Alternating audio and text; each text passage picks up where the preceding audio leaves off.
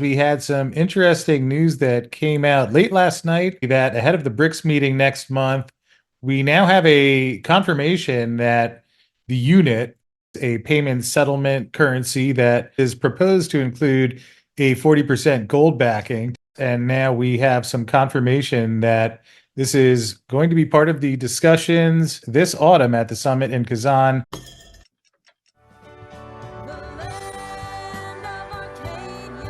Well, hello there, my friends. Chris Marcus here with you for Arcadia Economics on a Saturday because we had some interesting news that came out late last night, early this morning. And that is basically that ahead of the BRICS meeting next month, we now have a confirmation that the unit, which is a payment settlement currency that we've talked about here on the show a couple times over the past month, as evidence emerged that this unit currency, which would include, or at least is proposed to include, a 40% gold backing to settle trade between BRICS nations and other countries that do not want to be dependent on the dollar infrastructure system. And there have been reports of the progress, and now we have some confirmation that this is going to be part of the discussions and certain parts might be announced. And anyway, would like to read through this, which I'd like to thank David Lee on Twitter, who was kind enough to tag me in this and saw it early this morning. He mentions expect some interesting outcome from the Kazan summit, October 22nd to 24th. So just over a month and a half away, and read through this one for you here. As they mention, again, this is coming from TASS, Russian news agency, stating that the BRICS countries are developing a wide range of instruments for creating an inclusive international financial system. Some of them may be announced this autumn at the summit in Kazan, according to Andrei Mikhailishin, the head of the task force on financial services of the BRICS Business Council. And that was one of the things that we did report on a couple months ago, that it was being discussed at the BRICS Business Council. And those reports, courtesy of Pepe Escobar, are now being further confirmed. And Andre mentions we are preparing a presentation of some solutions for the Autumn BRICS Summit in the retail and B2B segments. And here's the key part that fortunately David highlighted for us.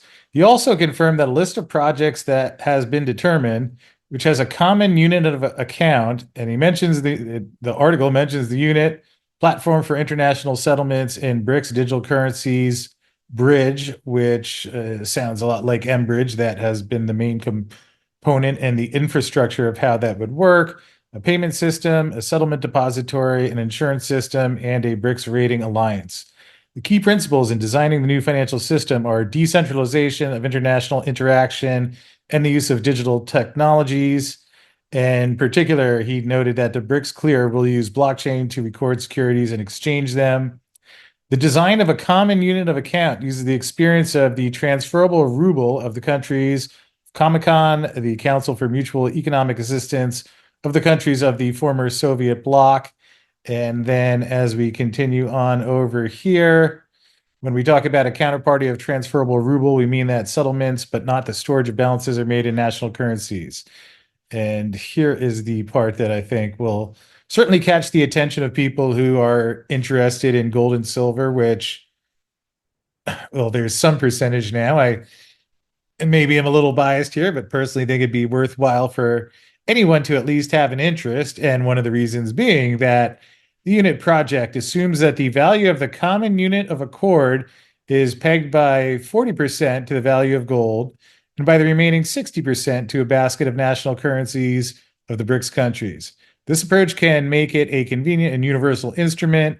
When you have a unit of account that can be converted into any national currency, it is more convenient for you to hold, since it's a more liquid instrument.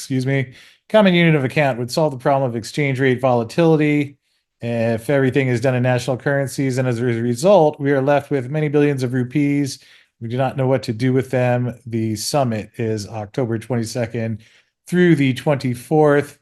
And again, another note that came out, Russian gold holdings are now at a record high of 188.8 billion. And we mentioned on the show earlier this week how Russia had just increased their allocation of how much gold in foreign currencies they would be purchasing Interesting now, again, after this report, to think about gold and foreign currencies with the other 60% of the unit as proposed in the white paper. And I'll tell you how you can get a hold of that in a second. But 60% of that was the other local currencies of the partners involved. So when you think of the Thursday announcement of increasing the allocation to gold and other foreign currencies, makes a little more context in the light of that. And last thing I'd just like to show, this was one of the stories that I'm referencing from Pepe Escobar. He talked about three key takeaways from the St. Petersburg meeting. Again, especially if new people are watching this, these are some of the things we keep track of. We do have a friend of the show who we've brought on a couple of times who was telling me about this back in February, months before even right before the rally began, and months before there was Pepe Escobar's confirmation. And so if you'd like to stay posted on this stuff, do hit the subscribe button, give a thumbs up, or hit the share button when you're done and let others know if you think this is relevant. But anyway, that aside, here, this was again back in June. Yes, we'll call that June 10th. And there was arguably the major breakthrough in St. Petersburg, where Putin stated how the BRICS are working on their own payment infrastructure, independent from the pressure sanctions of the collective West. Putin had a special meeting with Dilma Rousseff, president of the BRICS New Development Bank, which you just heard about.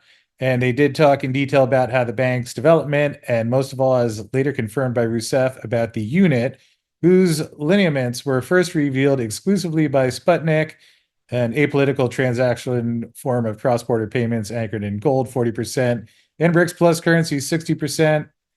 And again, you see here that Putin was caught up to speed on this. Here is Sergei Glaziev. Won't go through the other article today, but in a moment, I'll tell you a video that we'll link to here that will show you how to find all of that. He has talked about the unit, and anyway, you see that now this was ahead of BRICS Summit. Now we're getting closer, getting further confirmation. Does this mean that the world is going back to a gold standard? No, but it does mean that there is increasing confirmation that a large portion of the world that currently is already over 50% of oil exports and has a lot of other countries that want to join are continuing to move towards something that essentially, and I think Luke Groman explains this quite well, would be using gold more as a collateral, especially in support of oil and energy, as opposed to the current usage of the US Treasury, where, for a variety of reasons that we won't dig into on a Saturday, is not working out so well. So anyway, to wrap up here, the guy that I mentioned told me about this back in February and then came on and gave what I think was our show of the year. I mean, if there's only one thing you watched on the channel, that would be the one I would recommend. And he gave an incredible overview of this that many people have really enjoyed. And anyway, in the description field to that is also the links to these reference pieces, as well as the white paper for the unit. So if you're interested in any of that and want to dig in further, you'll be able to do so. With that said, do hope you're having a beautiful Saturday. Nice to share this with you, and hope you found it helpful. If so, leave a comment or hit the share button. Thanks for being here, and we will keep you updated.